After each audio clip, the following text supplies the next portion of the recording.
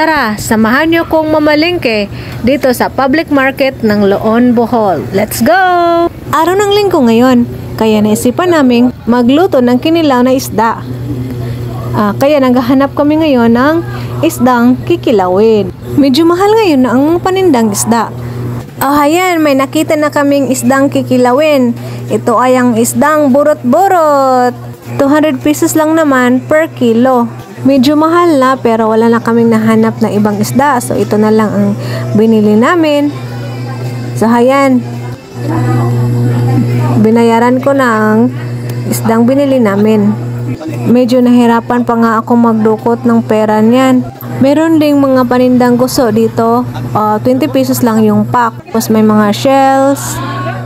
Yan. Pero hindi na kami bumili. Umuwi na kami. At para makaluto na kami ng kinilaw na isda. Every Sunday pala ang tabo or public market day ng Loon, Bohol. So kaya karamihan ng tao ay pumupunta dito sa market nila tuwing linggo kasi tabo at maraming mga paninda na naka-display. And that's it. Follow for more.